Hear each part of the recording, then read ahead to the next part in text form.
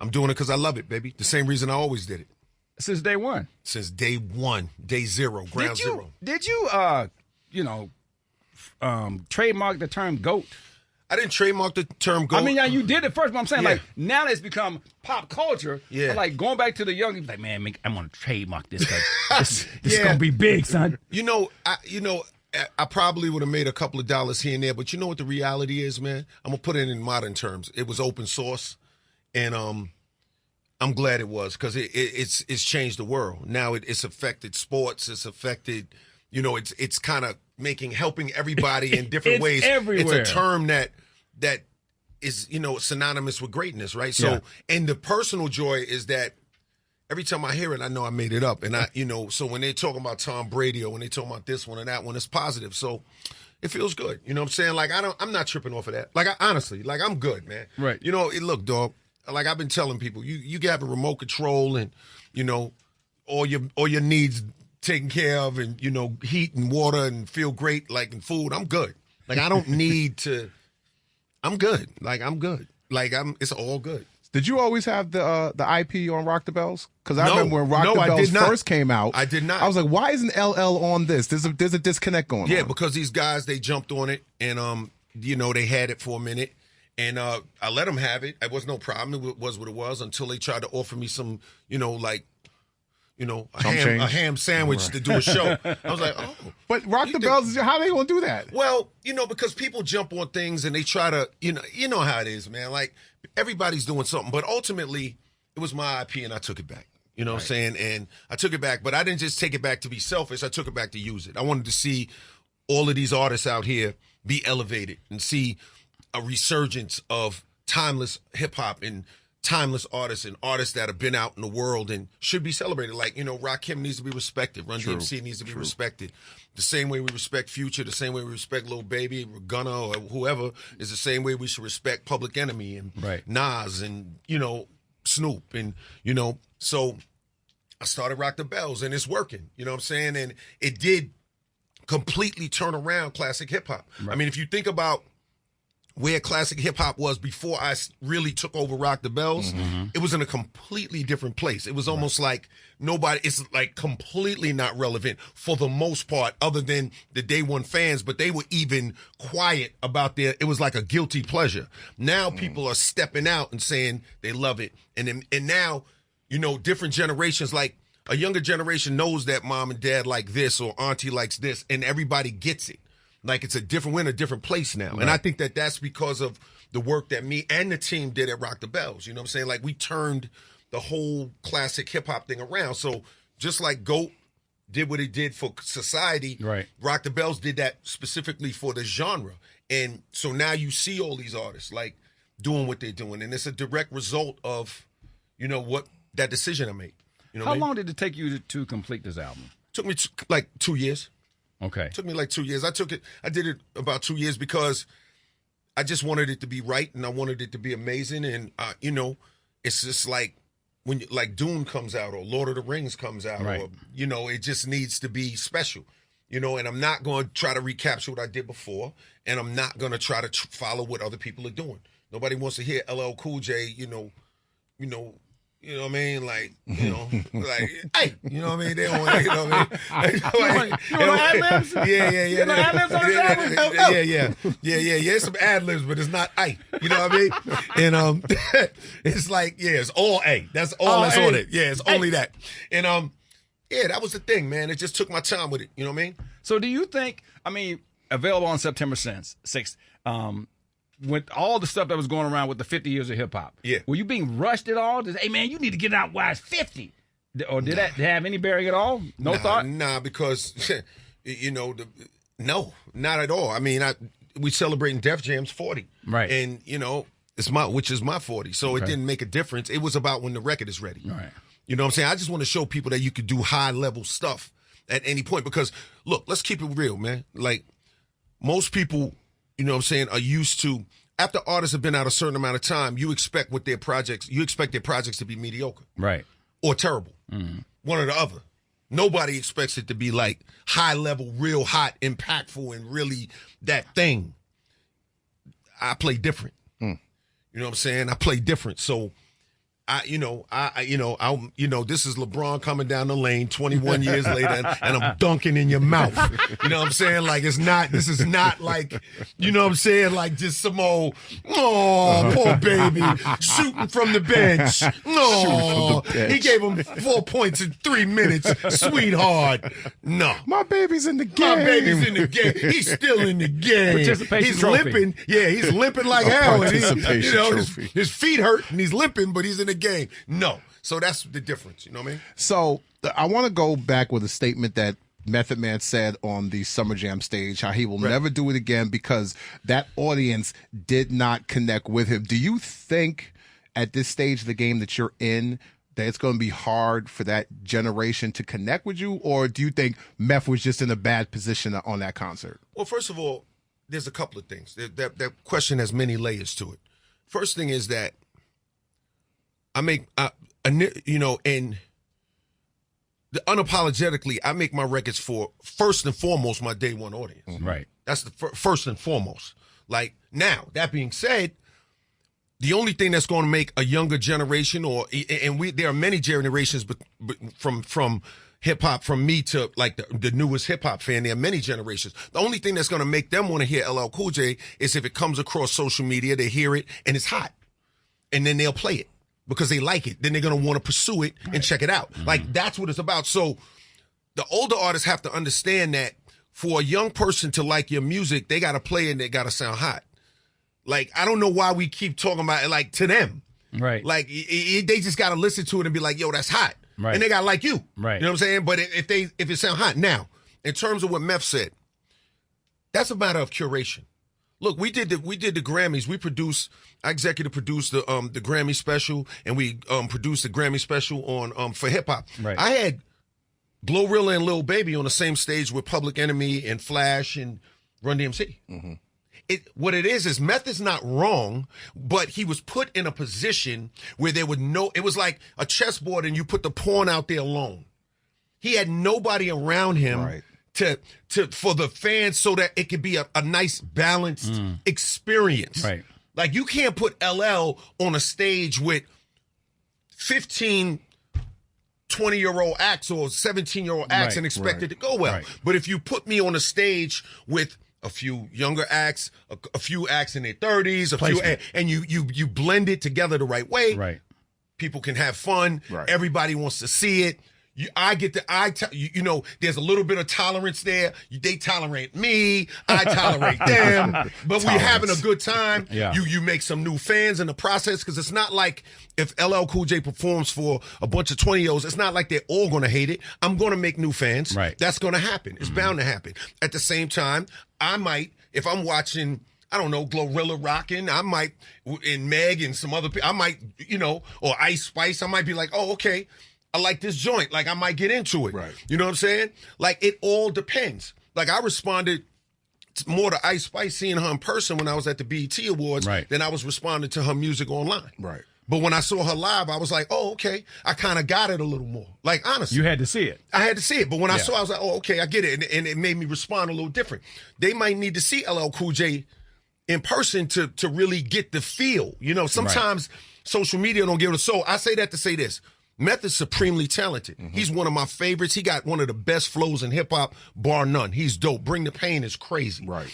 Him and Red were just put in a situation where they didn't, it wasn't curated completely proper for them. Right. You dig what I'm saying? Gotcha. So I don't think Meth should walk away from that. Those fans will love him. Look, I was playing around doing the lights at the Rolling Stone concert, right? Right. Let me tell you something. Mick Jagger's 81. There was 19-year-old blonde influencers running around in there dancing to the music. Right. It ain't got nothing to do. It's just a matter of how it is teed up, bro. Right. Like being at a Rolling Stones concert is cool. Right. Being at a LL Cool J concert is cool. Being at a Gunna concert is cool. It's all about how it's teed up, and how being at a Method Man concert is cool. It's just that we as a culture have to understand that and stop getting so caught up in like this idea that your value is only determined by your current hit song. Right. Like, that's not the only metric. It is a metric, right, but it's not the only metric. You dig what I'm saying? Mm-hmm. Like, so we kinda got it, and we get it with our R&B. Like, we'll go and we'll watch a Patti LaBelle, and we get it, like, in that level. We like, yes, we know what that is, but hip-hop is so young still that it's new for us. Right. Because we, we're used to, like, okay, next, right, because it's still only 50. People think, everybody in hip-hop thinks, 50, that's a long time. Right. Until you have somebody transition at the age of 50, then you say, wait a minute, that's really young. That's real young. He was only 50. Then it becomes only 50. Right. So hip-hop is only 50 years old, bro. So this is a new thing for us. This is a new moment in our evolution. Yeah. We have artists maturing, but they're still cool. And they're still, like, they still mean something. Wu-Tang is dope. Wu-Tang does not have to be 19 to be dope. Right. Like, you cannot front on Wu-Tang Clan. You know what I'm saying? RZA is a genius. RZA is a genius. RZA's a genius. Yes. You can't, like, just you see what I'm Listen saying? to some of the production stuff and where he gets it from. That's what I'm saying. So, like, that's what I'm saying. So when you look at Mick and you look at Bruce and you look at those artists like that, that's the way you have to think about our music and our culture. You're talking to, Method Man is one of the greats. You're talking to the best. Right. You're talking to one of the best guys. Red is one of the best guys. Like, you got to kind of remember that. Right. You think? So when when I'm sure by now, your viral moment with 3 Stacks and then his response. Yeah, it was beautiful. Yeah. I thought what was most respectful was the way that you can agree to disagree, but wasn't like, we finna go. Never. Anybody finna go into the booth. Oh, no. A flute diss record. Never. But I mean, I thought it was very professional and both, you talk about, hey, this is how I feel, but with what Eminem is doing and what you're doing, and now Ice-T's back out there, with your whole generation of fans, do you think people recognize you more from the TV stuff that they may not know about the classic LL stuff? Because you were on TV. You've been doing TV a long time, too. So it's Ice-T. Yeah, I think it's about the audience. I think that there's some fans who, and now when you're talking about 20-year-olds, of course they know LL Cool J as a celebrity, and they know me as the host of the Grammys, and they know me from my TV shows, and they know me from commercials, and they know me from that stuff. They may know me from Deep Blue Sea, or, they know me from certain kind of things in that area. Right. They didn't have that firsthand experience. It's just like they know Jordan as a guy who sits on the sidelines, or they see him in interviews with a cigar. They didn't experience Mike Jordan Game 6 doing his thing. So they don't have a way of, that's why I made a new album. That was the whole point, to give them a point of reference. Like, now my job, giving them a point of reference though, is that the onus is on me to make the quality crazy so that they really get the full-blown experience. Mm-hmm. If I limp onto the musical court, I play myself. Right. But if I give them something that's innovative and creative and crazy, then it's dope. So, yes, of course. And I'm like that in families, right? I'm known, from the oldest person in your family to, the youth, but for different reasons. Right. You know what I mean? Like, that's kind of the beauty of my career, and so, yeah, I'm very clear about that. But it's also an opportunity. Like, I'll tell you even one deeper. So I saw this teacher, she posted something, right? And it said something like, she played my new song, I think it was Saturday Night Special. She played it for some kids. And the kids were like, oh, man, wow, he could have been a great rapper if he didn't act. Could have been a great rapper. Wow. Thank you. But I love that. Right. Because, like, they still hear the talent. They hear the skill. Right. It's like not knowing the dude is a basketball player, and you throw him a ball, and he's sitting there, he's been announcing, and then all of a sudden, one day, he just starts, you're like, wait a minute, damn, he got some handles. He looked like he could have went pro. He could have been a great basketball player. He could have been a great rapper. You know what I mean? So I look at it like that, man. I look at it as an opportunity. Nice. You know what I'm saying? The expectations of this for yourself, because you look at streams, you look at sales or whatever. What would you consider to be a successful project? Well, it's already successful because I put it out and its impact in the world is already a success. Like, I'm past the success point. Yeah. Like, listen, man, we on the radio talking about LL Cool J's new album in 2024. I already won. How many artists that started in 84 have you done interviews with about their new albums recently? You up there. You up there. Yo, so, I've already won. You now, no, I'm saying, so in terms of, like, impact, we'll see it's going to be great. Yeah. It'll be great. And it'll unfold the way it should. But what I can tell you is that when people press play, they're going to love it. They're going to love it. And not because like I'm just like on some ego. No. Because I love it. Like I really believe it's great. Nice. Like, so, I think it'll be fine. I think it'll be fine. And I think the success is already there, man. Like think about it, man. Like, you dropping joints like, the first joint got like over 1 million streams in 6 days. Like that's great for me, for LL Cool J. I don't know, it didn't go pop immediately. It was like hip hop.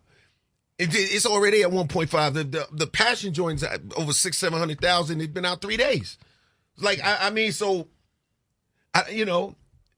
what are we talking feels about? Feels good. So the album Force that's coming out. Yeah. There's the first track. What is it? Spirit of Cyrus. The Spirit of Cyrus. Yeah. Who's Cyrus? Explain that story. So it's a lot of things. Well, on a hip hop culture level, Cyrus was the guy who in the Warriors, right? Who the main guy, the leader. Cyrus. No, the leader. Yes. The leader who kind of got taken out. His whole goal was to bring everybody together. Can you dig it? Yes. Yeah. So that was that. Then obviously there's historical figures, Cyrus, but that was really the mindset. And then when you hear the song, you understand why I named it that. The song is, I don't want to give it up. I don't know when this is airing, but so I won't give it up yet. But the song is definitely it's deep. It's crazy. It's wild, man. It goes into a guy who goes into a real dark place for what he thinks are the right reasons. And the question is it justified or not? Is it justified or not? And that question is debatable. The answer is debatable. Right. You know what I mean? That's the top. Okay. And so the album is full of songs that are beyond the normal, shallow kind of surface stuff. Yeah, a lot of sauce, a lot of flavor. Yeah, I'm talking that talk. It's slick, but there's things underneath. There's layers. Oh, huge. Because why? Because that's something I felt was needed in hip hop. I felt like we needed songwriting. The thing that like people think about my songs and kind of take them for granted, but if you really take a step back and you think about Around the Way Girl, or if you think about Doing It, or if you think about I Need Love, or if you think about Mama Said Knock You Out, if you think about all these songs from the early, they're very different. Right. And there's songwriting involved. It's not just a bop. You know what I'm saying? Right. And so the album is full of songs. It's crazy. You know what I mean? It's like that. So yeah, Spirit of Cyrus, and like even a Saturday Night Special, like you think you listen to the song, it's thought provoking, but there's more of that. 30 Decembers is crazy. 30 Decembers is wild. It's wild. Proclivities. The joint with Sweetie. That's the laugh. There you go. That's the laugh. That damn Proclivities. I'm telling you, B. Proclivities are wild out, man. I promise you, B. I promise you. Proclivities is the wild out. So it's like all of these, it's real. It's real. We got more with LL Cool J when we come back. It's Ryan Cameron Uncensored. We are back. Yeah. LL Cool J is in the building. Yeah. Man, I'm watching all the interviews. Mm-hmm.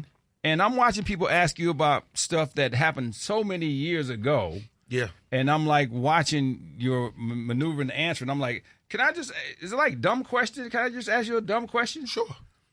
Have you talked to Jamie Foxx since y'all got into that fight on Any Given Sunday? Actually, I definitely have. Jamie's my man. Yeah. He kind of, I'm not going to get into it until he gets into it, but he kind of told me about his ordeal. Situation, yeah. Kind of we stuff. exchanged some messages. Yeah, he's, Jamie's hilarious, man. But yes, me and Jamie was out there, doing the old 1-2. We had us a moment. But it's like Barkley and Charles. Right. It's more like that. Barkley and Shaq. Yeah, that's what I mean. I'm sorry. I meant Shaq and Barkley. Yeah. It's more like that. It's not like we arch enemies and all that. It was more like a Shaq. It's not an on-site No, thing. it's not on-site. On-site is love. On-site is love. But I had to piece him up right quick because, he was a little out of pocket. He was a little out of pocket. I had to piece him up.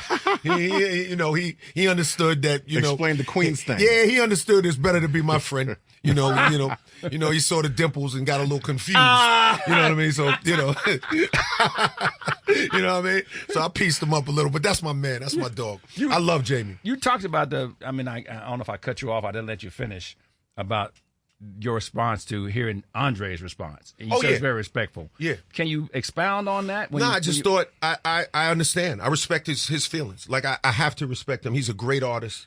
You know, he's a great man. You know, I love the dude. I love his music. I'm just, you even referenced him in one of the tracks early on. Dude, no question. I said, in Passion, I said, new jeans, like girl, new jeans. It's in my DNA to let them play in the enclave, twerkulate what songs play. Andre the Giant, 3,000 play, 3,000 ways, make them obey. I'm seasoned with it, right? And like that, even that wordplay there, right there. Like when I said, Andre the Giant, obviously, right, who was a wrestler. Then I said Andre the Giant, 3,000 ways, right, which is Andre, right? Then I said make them obey, which is obey, right, which is Shepard Ferry, which is on the boombox. But I also OLDBAE, make them obey. I'm seasoned with it. Yeah.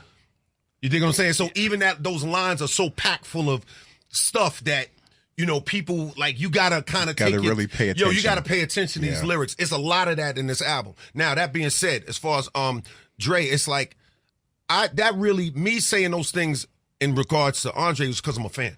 Right. And I just would love to hear an Outkast album, bro. Like, but I have to, as a man, respect, his feelings. And that's what it is. And he said what it is, and there it is. And there it is. There's nothing to be said. I mean, he has the last word on that. You know what I'm saying? Like, ultimately. So I respect it. You know what I'm saying? And I get it. You know what I'm saying? It's all love, like 100%. I think they are, him and Big Boy to me are just two of the most, they're just so impressive to me as musicians and as artists. They, you know what I'm saying? Like, for real, bro. Right. Like, I would love to do concerts with them. Like, I just think that they're really impressive.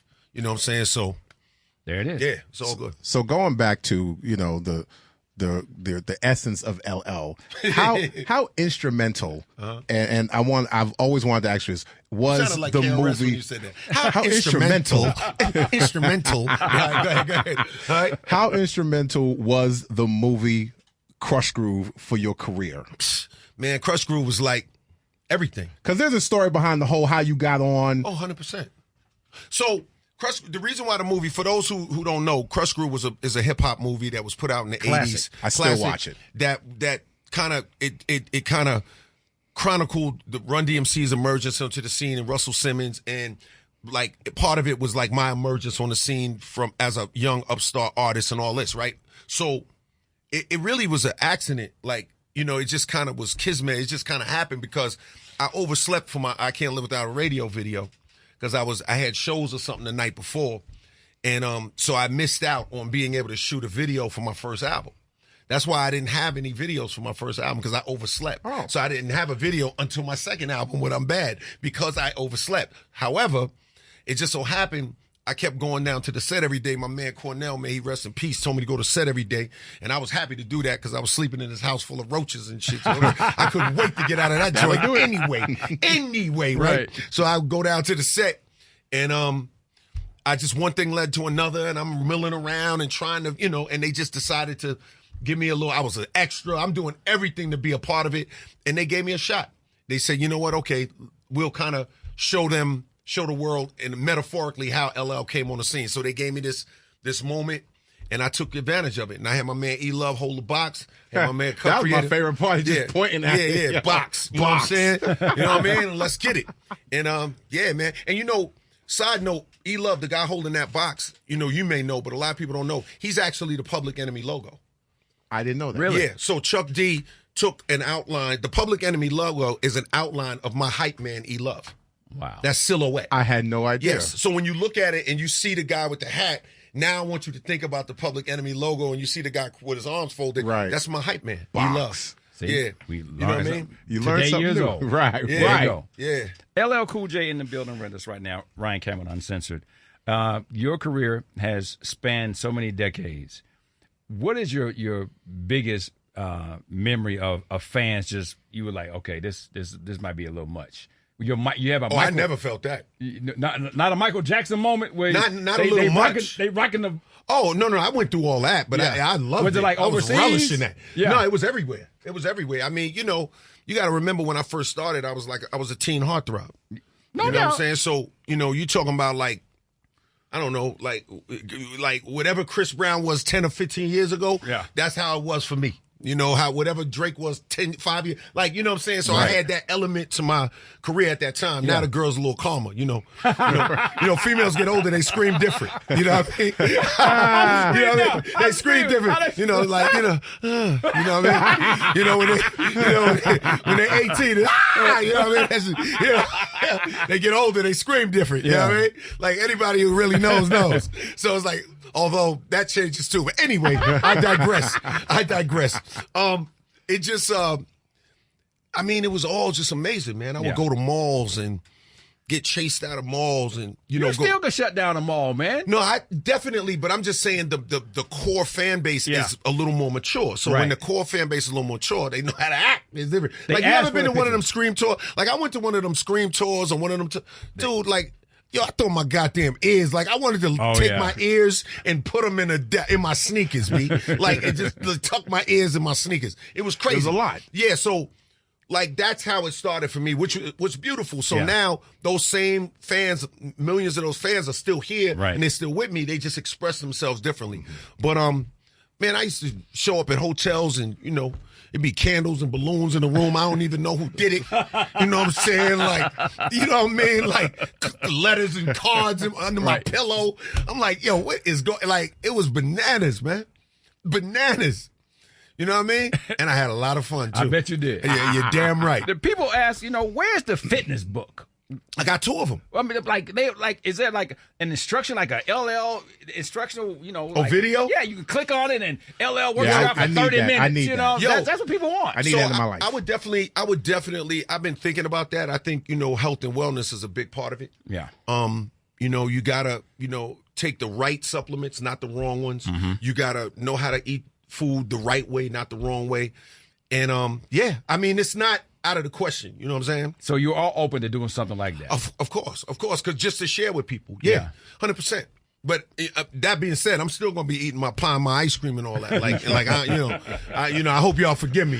They catch me in a restaurant eating some. Oh, he fronting, and I thought he was about to work out. No, I tell the story all the time, man. I saw you when you was training for some movie, man. We went to Papa Do's, and I ordered the drink and shrimp and everything. And he was like, "Yeah, give me just a bowl of lettuce." Yeah. And you ate a bowl of lettuce, and I was like, nah. Yeah, that's super foul. No. Super foul. Nasty. Super foul. Yeah. I do that still. When I have to get ready for certain things, I still do that. Yeah. But that's when I'm dieting down. But in between, I want to eat like a savage, man. Yeah. I'm savagery, man. What you weighing right now? Probably right now, I'm probably, I don't know, 250, 240. I don't know. But it's the right to. It's not the wrong. It's the right. Is that your ideal? When you feel like no, okay. I probably will go a little lighter. I probably go down to. I mean, it depends, but it depends on what I'm doing. I might go to 220. I might go to 215. It depends on really what I'm doing and how I want it to look. Yeah. What video I'm doing. Like, if I'm going to be coming out the ocean in paradise with my jeans on, you know what I'm saying? if I'm wearing dungarees in the ocean, you know what I mean? If I'm wearing my jeans in the ocean, I might want to get down to 205 or something. Wow. And really lean out. It depends. Okay. You know what I'm saying? It depends. 250 though, right now. Yeah, probably two. I might, I don't know. I might be 230. I don't know. I don't weigh myself that much. Really? Yeah, so I go by feel. I feel my body and I know where I'm at with it. You know what I'm saying? What you feeling? Yeah, I'm feeling like I'm feeling apple pie. Right, exactly. And the pizza is right. Yeah. Give me some Kool-Aid too. Oh my God. A double espresso will do. That's what we're doing. Oh my God. That's how you feeling. Oh my God. So let me ask you a question. I'm peeling in. Oh my God. But I am drinking water. Yeah, that's a good thing. That's a good thing. Good thing. Good vibe. How does LL maintain mentally? Because you are in a great space right now. Right. And this space that we're seeing now, and I'll say it was different than when we saw you the last time during the tour. Yeah. It's for some reason, something different. How do you maintain a space that you're in? What's the difference? The difference is I just, I'm really doing what I love to do, and I love recording, and I just made a conscious decision to just have fun, man. I can't take it too serious. You're man. back with your original love. Exactly. I'm back with my original love, and I'm just not gonna. Being full of yourself is so boring, bro. Like I just ain't got time to be bored with like all of that, like taking myself serious and are you the man who wrecked the buffet this evening? And you know what I mean? I ain't got time for that, man. Like I just want to just have a ball with it, baby. Like, so you're more in it and not of it. Yeah, I'm just having fun, Ryan. You know what I'm saying? Like it's just like. I mean, what are we doing, man? Like, we're all just doing something to just figure out what we're doing until we leave. Right. Let's just have fun with it. Like, I don't know what all the... It ain't that serious. You know, like, it's just like, let's make some cool music. Right. Let's have some fun. Let's show the people what's possible. You know what I'm saying? Let's maximize our potential.